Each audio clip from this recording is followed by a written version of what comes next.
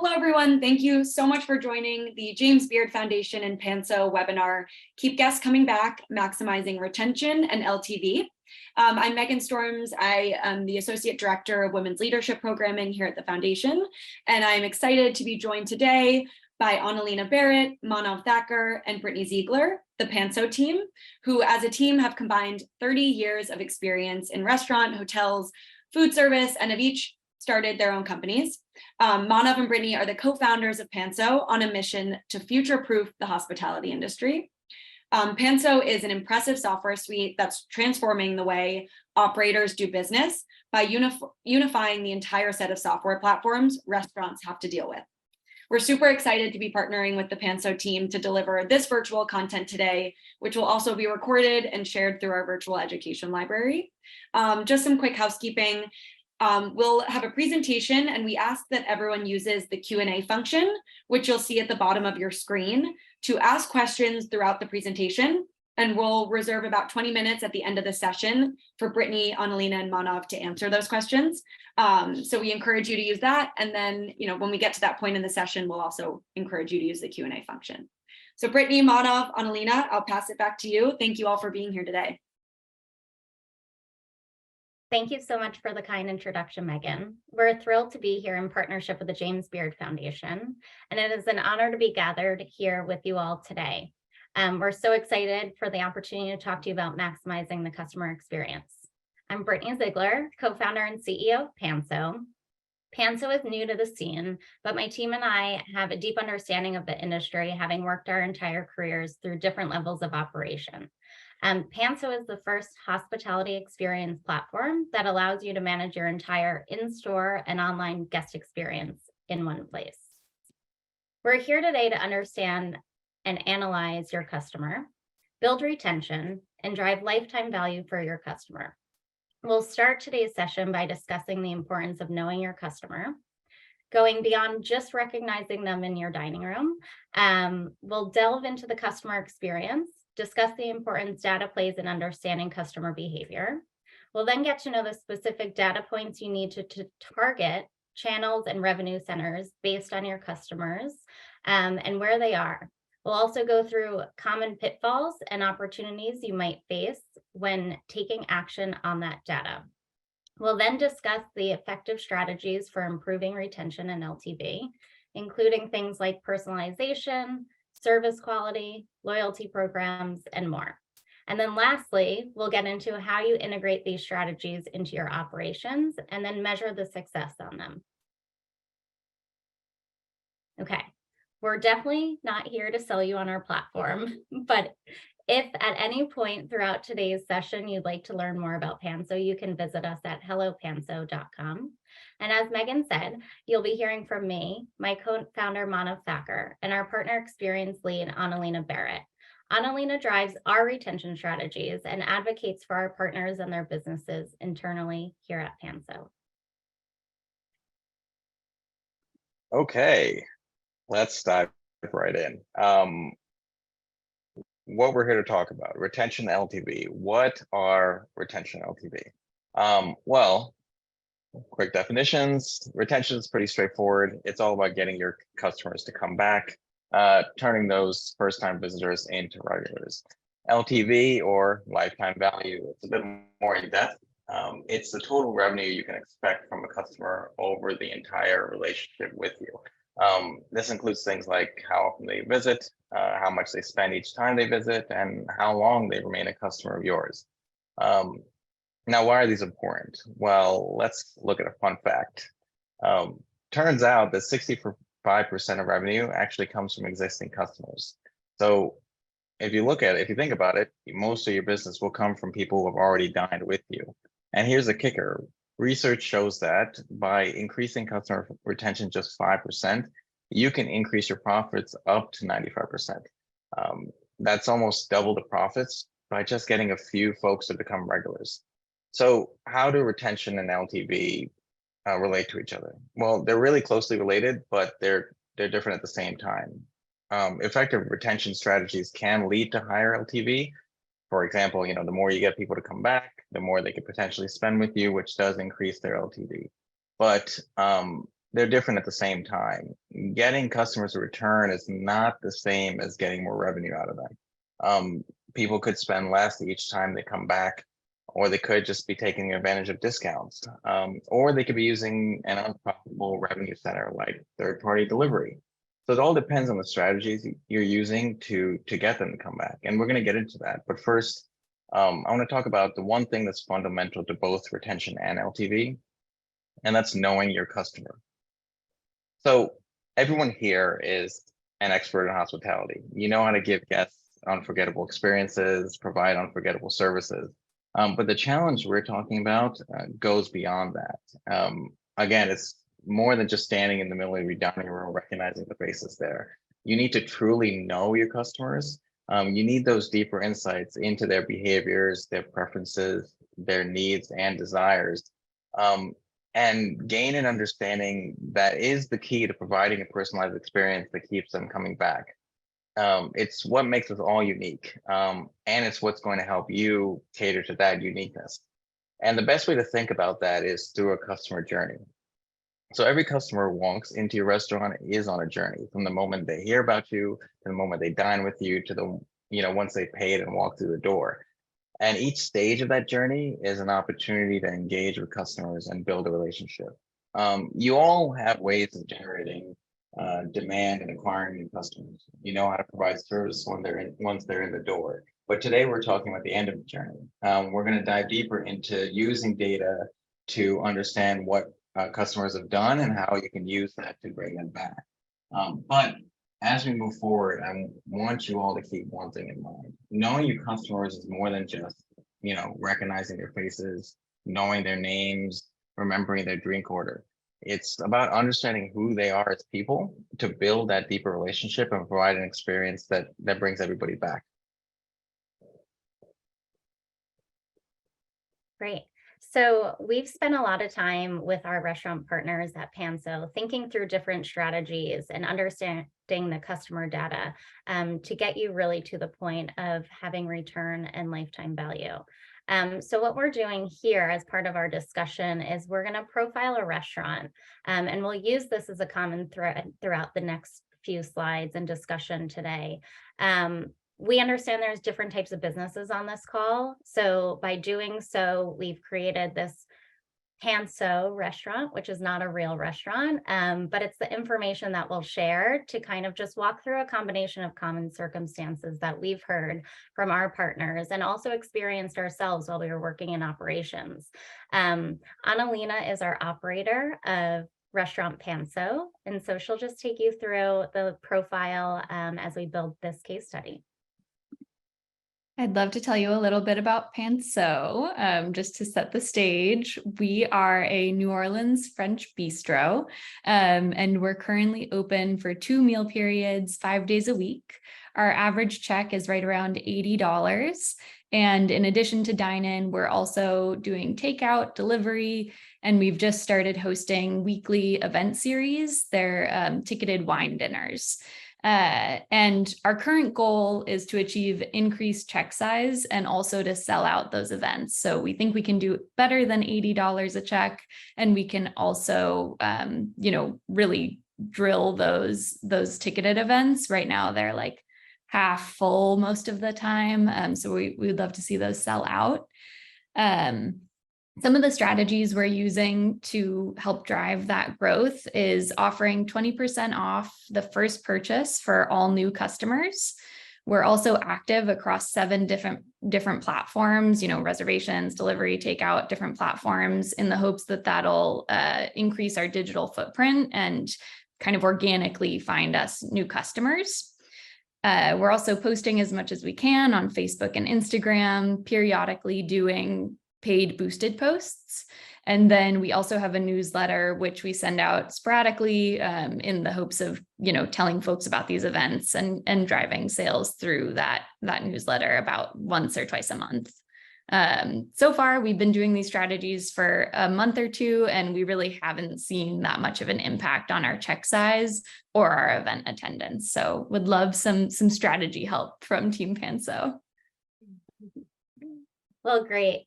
Yeah, I mean, on the surface, generally these types of initiatives make total sense to implement, especially when you're trying to achieve the two goals that you just set out for us. So let's just take a closer look and see why some of these efforts are not getting Panso to where you want it to go.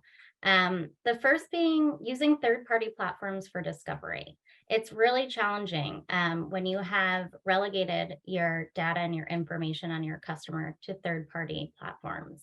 Um, you can't necessarily get a view on your guest at that point to see where folks are interacting with your business across different revenue centers when they're being held on these third-party platforms.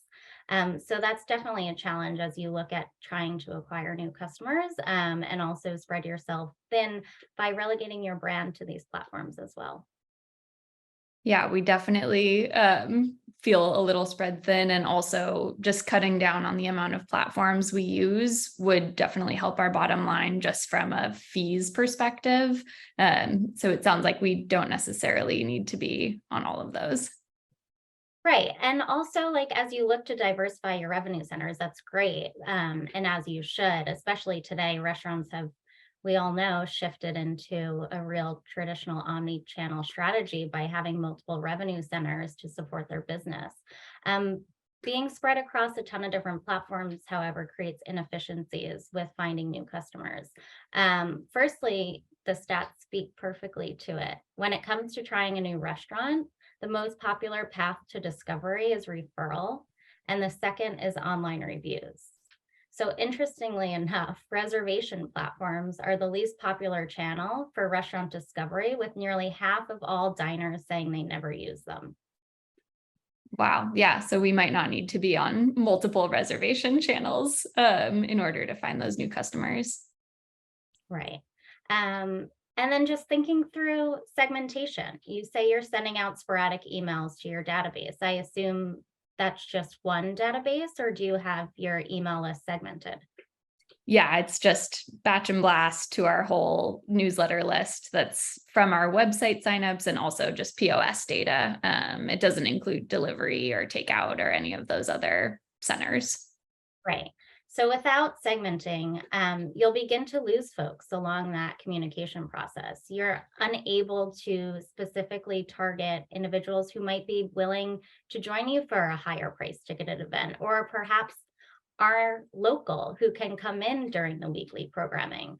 When you send it out to your mass distribution list, a lot of the folks that perhaps are ordering just with you through delivery are not going to come for that higher ticket priced item. So being able to get specific with how you target those communications to different types of lists through segmentation, you could target the folks who live in the local vicinity, knowing that they'll be there during the week to attend these events you're hosting. Interesting. Yeah, we definitely could be sending this email out to folks that just visited us while they were on vacation and don't live locally, haven't engaged with us since, but we're just continuing to keep them in our communication channel because we don't have a way to filter them out right now. Yeah. And discounts, when used properly, they're super effective. But offering 20% for first purchase from a new customer, not only does it diminish your brand, but it also gets you perhaps the wrong audience. The folks who are looking to purchase with you on discount for the first time usually don't find themselves repeating, and they're there solely for that one-time purchase. Interesting. Yeah, we're seeing that in the data so far. Lots of folks have come in and used that 20% off discount, which we were excited about, but we haven't seen that repeat business, that second purchase at a full price. So it does feel a little bit like we're just reducing our check average, which is the opposite of what we wanted to do. True. Totally. And one last bit about focusing solely on new customer marketing. New customers are wonderful, but they're super expensive. On average, it costs 5 to 25 times as much to acquire a new customer versus retaining an existing one. Interesting. Yeah, we could definitely do more to make our second, third time and regular customers feel more appreciated. Right now, we don't have any perks that we offer them for their repeat business. So it sounds like we either need to add some strategies for retention in addition to our new customer acquisition efforts, or just switch our tactic overall and our focus overall if retention seems to be a quicker and a more efficient path to growing our bottom line. So thanks, Brittany. Okay, I love this quote by Janet Robinson. It really hits the nail on the head and perfectly sums up why we're here today.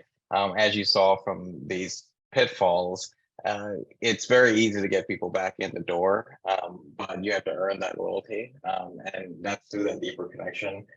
So customers can engage with you and spend more with you, more importantly.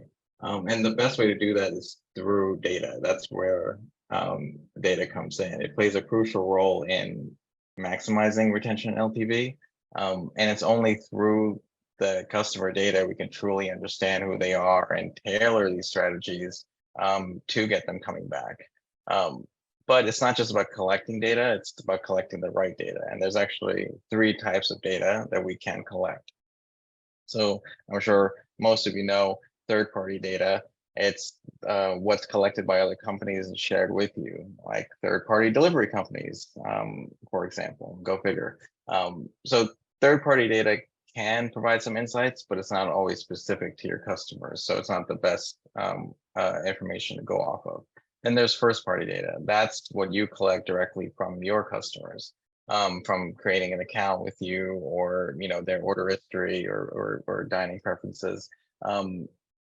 That is specific and it's valuable, but it's really hard to collect and reconcile, especially managing multiple platforms and getting kind of fragmented pieces of data from them. And then you have zero-party data, which is lesser known, but really valuable because that's what's coming straight from the source. It's what customers are willing to share with you. And that takes the form of surveys, feedback forms, reviews. And that's something that, not everybody does, but it's super important. But you have all these 3 types of data. You're collecting all of it, but what are you going to do with it? What's the goal of having all this data? And that's where the unified customer profile comes in, or the UCP. So having all these different forms of data is only as useful as putting it together and building out a profile of your customer. So the UCP is a complete holistic form of your customer that helps you build more personalized strategies based on who they are, and includes all the data you collected. So let's take a look at our example restaurant. Annalena, how is Panso collecting and using their data currently? It's pretty much all third party, unless someone happens to find the footer of our website and signs up directly for our newsletter. Everything else is coming through third party apps. And it's really challenging to create a unified profile for any one customer because it's just so scattered. So for example, if we have someone coming in, let's say Lisa, for reservation this week, it's really hard for us to figure out if that's the same Lisa that's been ordering takeout consistently for the past month, or if it's a totally different person. It just takes a lot of time and energy to try to figure out who's who. And then sometimes we have lots of duplicates. It's just a lot to untangle, let's say. Yeah, and you're not alone. It's really hard. If you only had Panso to help you, we literally built Panso to make this process seamless and automated. But right now, we'll stick to Annalena's current setup. So one of Panso's goals was to increase their programming attendance, their event attendance. So let's look at how they would use that data they have access to build a UCP and find a profile of customers that they could target for events. So here's some of the data points they can reconcile. They can use their POS to find out who has higher check averages. People who are spending more with you may be more inclined to buy an event to a ticket and again, would increase their LTV. They can use their reservations platforms to find out who's dining in, more often than twice a month. If they're already coming in the door, they might be more inclined to go to an event. Also, using an event platform and finding out who has attended other events. If they've attended events before, they're probably willing to attend another one. And then finding out who their local customers are by using the delivery platforms to find out who's ordered delivery. You'll know who's in the vicinity and in the area to come to an event. So reconciling all these, while it's difficult and having all these different platforms, but you can find these data points, build out a profile, and now you have a list of targeted customers who are local and are more targeted that you can market to in order to get them to attend events. Right. So now that you have your UCP, you can start to really look at your retention LTV strategies and be more measured and methodical about where you're going to go. There are so many different options, but it can come off as overwhelming, though you have the data to support it now. So you understand which levers you can pull. So in this case for Restaurant Panso, we're going to hone in on 3 specific strategies, and you can start to get creative with this. Now that you have the customer data and you know who you're going after and you know who you're communicating to, you can build a loyalty program or a membership program. This will enhance your brand experience and help drive repeat customers. You build that loyalty with the local community by offering things such as perks on certain offerings per your specific revenue centers, or even giving them early access to buy tickets to the weekly programming, or offering a VIP tier or some form of tiered experiences that elevates that dining moment and gives your guests a reason to drive their check average up and continue to spend more with you. Customer feedback, getting into that zero-party data. In this case, learning more about our customers at Restaurant Panso. We had initially thought that a weekly wine dinner was what the community wanted. But as we started to take surveys and get feedback from them, we learned and discovered that they were really looking for family-friendly cooking classes. So in that moment, you can then tailor those experiences specifically to your community. And then personalization. In this discovery, we realized we have guests dining with us 2 times a week, and that's on Sundays and Fridays. So we put our hosted events on Wednesdays, driving them in 1 additional day within your business to experience a midweek dining moment with you. It's not displacing revenue, and it's also engaging with them at a higher ticket price to drive that check average up. So now give it some time. Our strategies are in place. We've made some adjustments to Restaurant Panso's dining experiences. And it's time to measure success and the KPI, key performance indicators. So in this case here, our 2 indicators are increasing check average and increasing event attendance. We did pretty well after a month or so of having these new strategies implemented. We did that customer feedback and started offering cooking classes. We increased our personalization with the days of the week we were hosting those events. And we rolled out a membership. And I'm happy to report that we've successfully sold out a few of our events. We've got our membership growing. So that's a highly engaged group of folks that we're confident will come back around to our events and help us sell out again and again.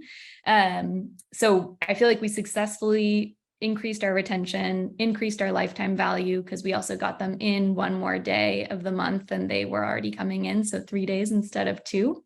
But our check size, except for on Wednesdays when we host these events, is fairly similar. So still right around $80. So still more work to be done on that particular KPI. And we'll need to go back to some of our other retention and LTV strategies and see if there are other levers we might be able to pull to reach that secondary goal. Yeah, so let's recap, right?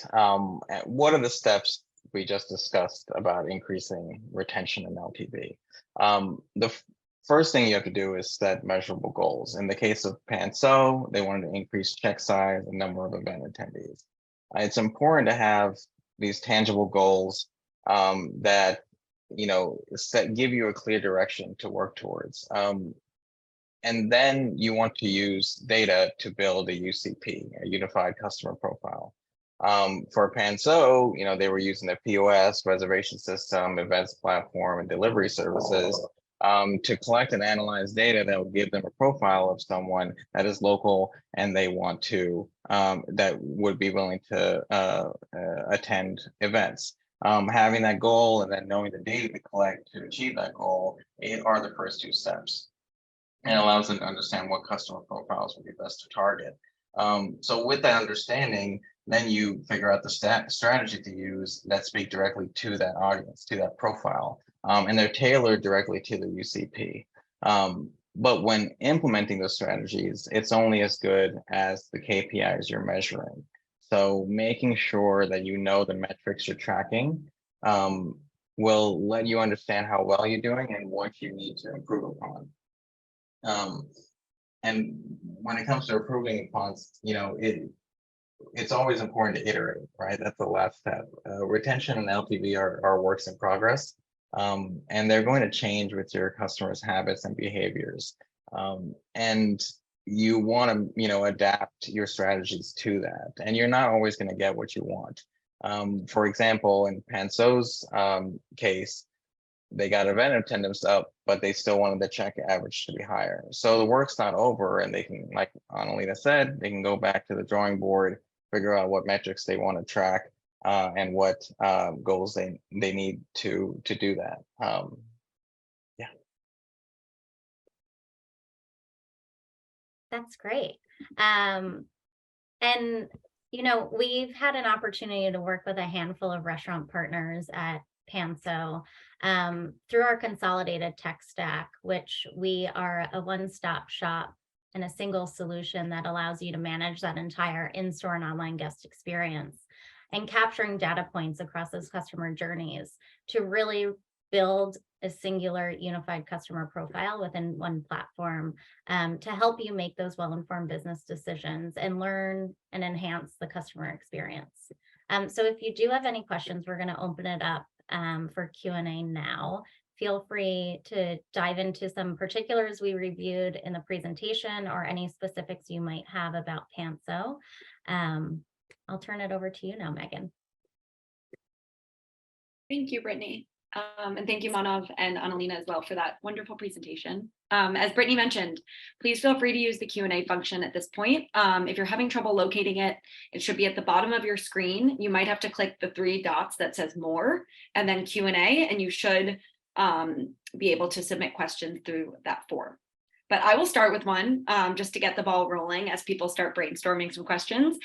You mentioned that discounts might be a pitfall, but when might it be a good time to use a discount to sort of help move your strategy forward? Yeah, so when it comes to discounts, there's always, and when it comes to hospitality, you're always going to have customers and guests that don't have the best experience, whether one dish was wrong, a delivery item was wrong, that's always going to happen. But the beauty of the industry is that it's all about how you win people back, and discounts are a great way to provide service recovery.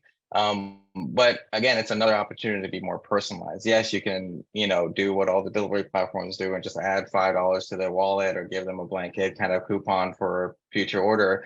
Or if they have an issue with their delivery, give them a specific discount off of a delivery order, being able to give them a personalized code that's only meant for them, whether it has their name on it or something like that. Those kind of touches still elevate that experience. And even though something went wrong, you can always win people back, but it's, again, another kind of strategy to use.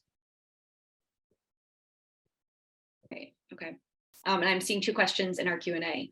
The first one being, how do you collect data? I believe this is in regards to Panso. Do you have partnerships with all other tech providers or all tech providers that these restaurants might be using? So Panso manages the entire guest experience, from the website to dine-in, delivery, takeout, e-commerce, events, and experiences. So anything that, any experience that you want to provide your guests, we actually manage, and you have all that first-party data through us. We also integrate with, demand generation platforms, the third-party delivery platforms, and anywhere else you're getting customers in. Google Maps is actually one of the best ways, and the most popular ways people find restaurants. So we integrate with them, and you manage all that customer data through the unified customer profile within the CRM. So we integrate with wherever you can find customers, but you manage that experience all in Panso. So you don't need to worry about, integrating with a lot of different platforms or trying to reconcile that data. And just to add additional context to that, we have built this software from the ground up. So we're not combining or connecting the dots between other platforms. Our platform is the single use. So we are essentially replacing the need to be spread across multiple different platforms. We've built the front end website, so you no longer need a Shopify, for example. I see that's a question that came through here. We have an entire module for event management. So all of your events and your reservations live within the same calendar. So you're getting a holistic view of that customer experience across multiple revenue centers and being able to manage that on the back end from a business perspective in terms of how you schedule your team and manage your labor associated with what your reservation books looks like versus your event book. And so, yes, we are integrating with back of the house software platforms and then any acquisition channels. We are a single platform built from the ground up. So you don't need a handful, 7 different platforms to manage all revenue centers. Can you share how a caterer might use Panso? How that might be applicable to their business, if applicable? That's a good question. So again, it all depends on the data points you're collecting. But starting with kind of the account details and the event details and location, those are just 3 kind of data points you have on your customer, and being able to build on top of that based on other interactions, their order details, their other interactions with you. So you have that's the first party data you're already collecting when they have a catering inquiry, and then sending feedback forms and surveys to your previous clients is an important way to get that 0-party data. So now you can really ask the questions that you want to learn more about and build out this unified customer profile to do so. And then using tools like Google Analytics or Panso, you can see how people are interacting with your front end, to see, okay, where are people, what channels, like as far as social media, Google, what have you, where they're coming from, what they're doing on your site, and being able to kind of build out that profile is going to help you kind of get a better understanding of whatever goals you want to achieve as far as kind of new customers or retention.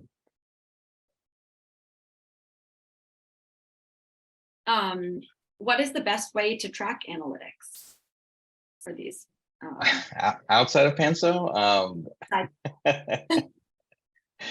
So each of your, I don't know, Stacey, how many platforms you're on, but each of your platforms has, different data points it's capturing. So it's really just like we said today, it's understanding, what your goals are, what data points you need to capture, and what platforms are going to have that. And just exporting your customer data from each platform and trying to reconcile it is not an efficient use of your time. So it all starts, with having those measurable goals, and then figuring out what data is going to help you achieve those. And there are some it's also a little bit about knowing your style. So like I'm a visuals person, so I really like being able to set up a dashboard, whether it's in Excel or there's other dashboard tools that exist, where I can plug in data and be able to see like I'm in the green and things are going up, or it's in the red, things are going down, just having those visual aids. So it's also a little bit about thinking through what's going to be the fastest, most useful way to organize that data for you and your team. And then kind of trying to figure out what tools could marry with that.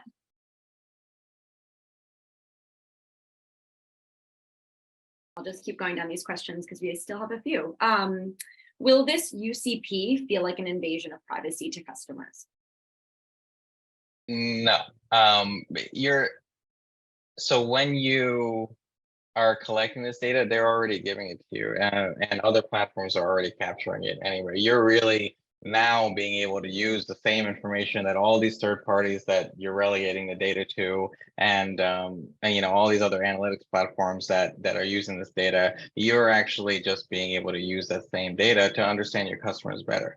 You don't have to, you don't necessarily have to go to them when they come in and say like, hey, I saw that, you know, you searched for this wine on our website, here's a wine. But it just helps you, you know, provide a more elevated experience because you know them better. But no, it's not an invasion of privacy because they're, you know, actively, you know, interacting with you. But beyond that, just taking, you know, you're enhancing the customer experience through this data, but at the same time, you're gaining from a business perspective a better understanding of how your customers are interacting with you. So as we went through Restaurant Panso as a case study, Annalena started with a few initiatives that, and right out the gate, she believed were going to drive the results she was looking to see. And through the customer data, you can get closer to how you tailor your strategies and then also see different areas of growth opportunities. So while it's around the customer, it's actually helping you make better informed business decisions on how you run your operation.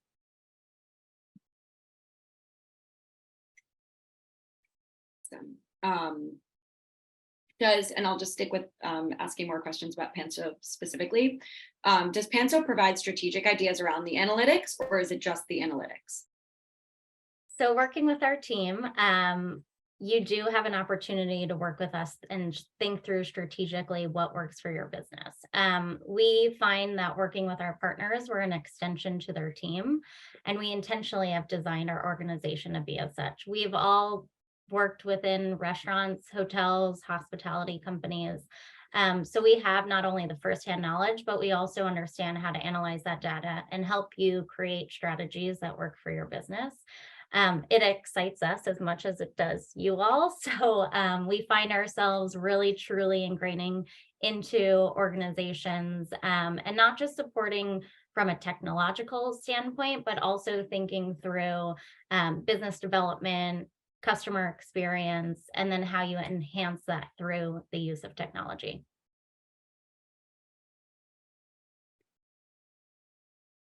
Two more questions here. What has been the most effective social media platform for a mobile kitchen? Do you have, yeah. We would need a little more info about where the mobile kitchen's located and, you know, the audience size and things like that. But I would say more so than the platform itself is the strategy that you're employing on those platforms. So I would decide the platform based off of where I think my users are. So, for example, this isn't a mobile kitchen, but like for Panso, we are operating largely on LinkedIn because that's where the folks we want to be talking to are most active right now. We're not as active on Instagram or TikTok because we've, you know, discovered through data and just doing case studies that those aren't going to be fruitful channels for conversations for us. So first I'd figure out where your actual target audience is, and then I would think through a strategy like what would get your attention if you were interested in using a mobile kitchen. Would it be a strategic partnership with somebody that has like already successfully used a mobile kitchen and had success there and, you know, build ads off of their case study? Or would it be something more focused on affordability? So I would start asking some of those questions in order to figure out the social media platform, and then more importantly, the strategy that you're employing on that platform. Another question here. How would you get discovered if you are not on any third parties? Right. So this goes back to, something we've said repeatedly now. It's about knowing who your customers are, right? You have existing customers. Understanding their profile will help you target other customers like them. Obviously, the whole point of this is to use this information to try to get your existing customers back and increase LTV. But you can also use that data, and that includes the first party data that they're giving you through their information, their order history, all that. But also the zero party data, asking them questions, sending out a survey, feedback forms, reviews, understanding who they are and asking those specific questions about them that you want to learn in order to build out this profile of the type of customer that does dine or shop or eat with you, right? So once you have that profile, you can know like, okay, this person, like Annalena said before, they don't really go on social. They're on LinkedIn, or they're not even on any social platforms, but they search Google for this type of information. And then you can start targeting them that way, or be on these other platforms that that can bring these people in. But it's also in the physical space too. That most of your customers live in this town, they commute to work. Like doing like a pop-up en route or something like that will help you kind of be in front of them when they're making the decision on where to eat. So those kind of things, again, it's using the data strategically, but you have access to, especially having existing customers, you have access to all this data that you can capitalize on.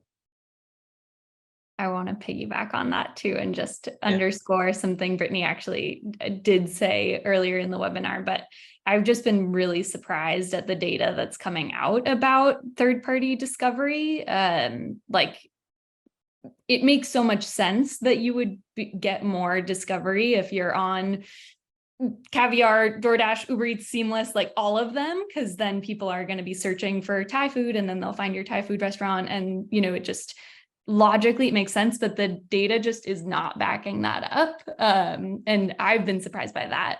I think Britney said it, but something like 9 out of 10 diners know where they're going to dine before they ever open a reservation or delivery app.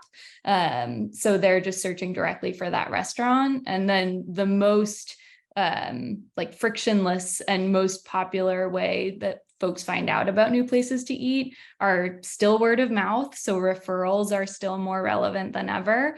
And then also reviews. So those are kind of the two just like pillars of how new customer discovery is happening. I've been really surprised at how little it's actually happening through reservation booking platforms and delivery platforms.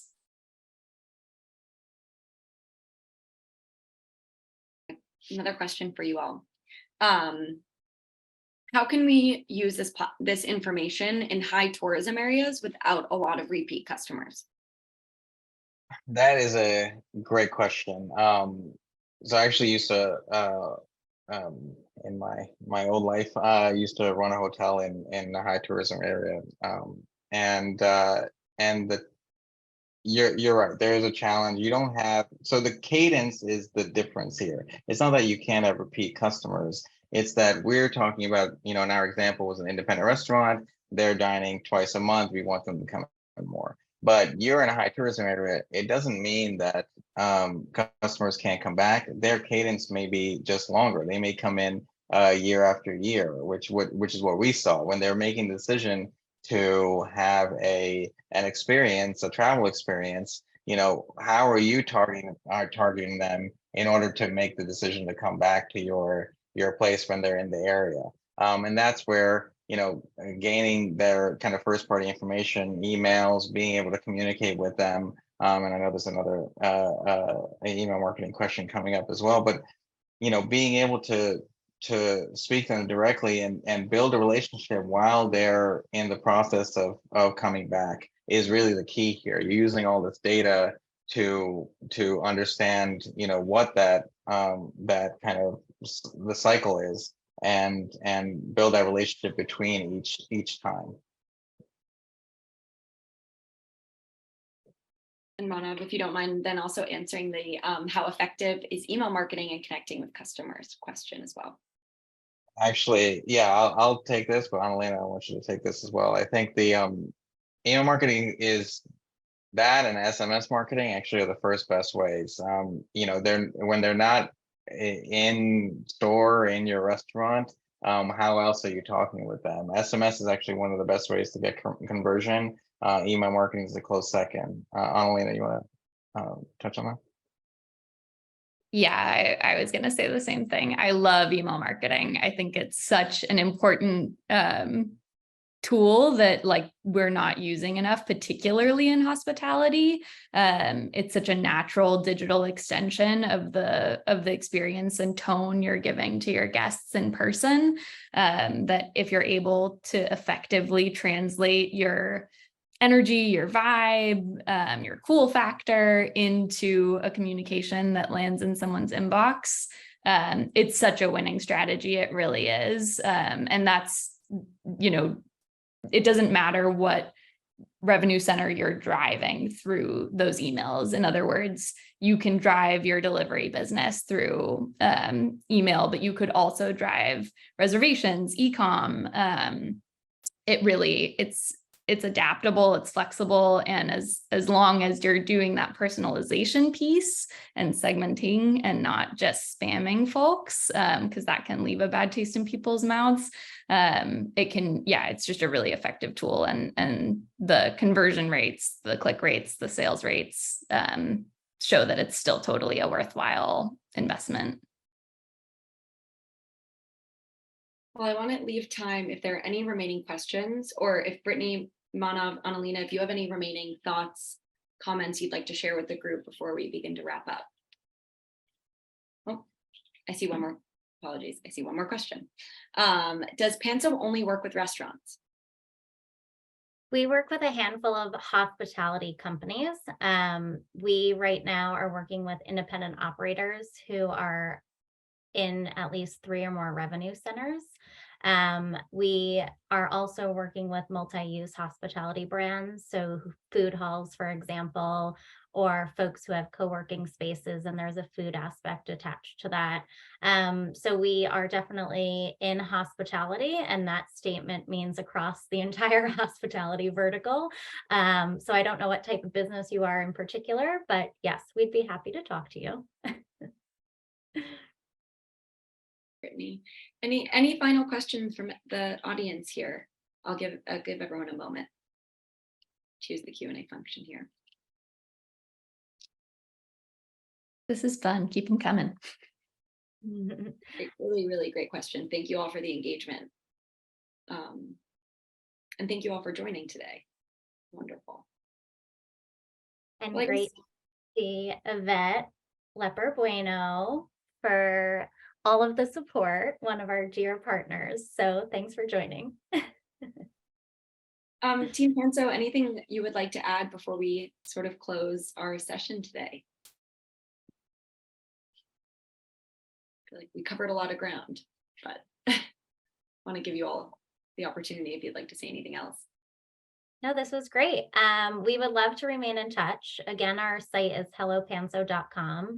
You can find our email there. You can join our mailing list to get updates from us. But we would love the opportunity to have a chance to introduce ourselves one-on-one. So feel free to reach out and we'll find time to meet you all.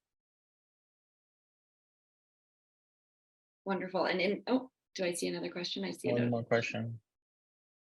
Okay. Another question. We still have 10 minutes, so I don't want to rush anyone, but I also conscious of the time. So should we use our personal platforms for business or keep it separate? Interesting. Is this like your own personal social media versus your business's social media? Is that how everyone else is interpreting? Yeah. Okay. It's an interesting question, and I think it's pretty personal. It depends how comfortable you are blending your own persona with your brands. we actually have had partners with a very similar kind of question. And it's been an interesting exploration that ultimately, it's that individual's kind of choice. That said, for this particular chef we were working with, they already had a pretty big following in their personal brand. And so it was beneficial to them to utilize that natural following to promote their business and bring those fans over into their business side. So I would think about it that way, but ultimately it is kind of a personal comfort level thing. The harm is that then, if you decide to leave the business or, there's transitions that happen, it can be a little bit clunky to do that messaging. But on the whole, I think people want to know who's behind their brands and their products. And it's always nice to have kind of an understanding of who you're supporting when you show up to a business. I think just adding to that, you want to go back to the data, right? For example, the chef that Annalena was mentioning, her personal audience was also purchasing from her. So when you look at your customer profile and you put it together that, oh, actually a majority of the customers interact with your personal brand, then it makes sense to use that to capture them. But a lot of people build a personal brand, but those aren't necessarily customers that convert. So then it makes more sense to kind of keep it separate. So really just, it is a good question. And obviously, it is something that if you're not comfortable with it, and I know people aren't, myself included, so, you don't do it, but it's, if you really want to kind of an objective viewpoint on it, look at the data and look at who's buying from you.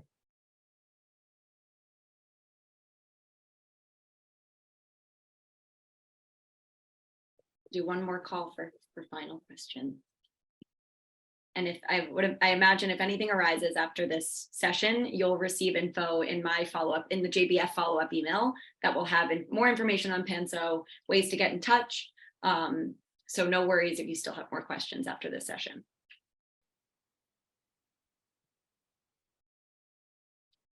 Well, thank you, Megan, and thank you to the James Beard Foundation for having us today.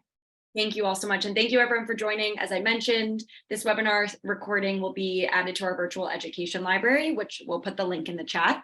And you'll be hearing from us in the coming days, as I mentioned, with more information on Panso, how to get in touch, and more info from JBF. So thank you all so much for joining. Thank you, Team Panso, for leading this wonderful session today. Thanks. Thank you. Thank you. Thanks, everyone. Have a great day. Stay cool.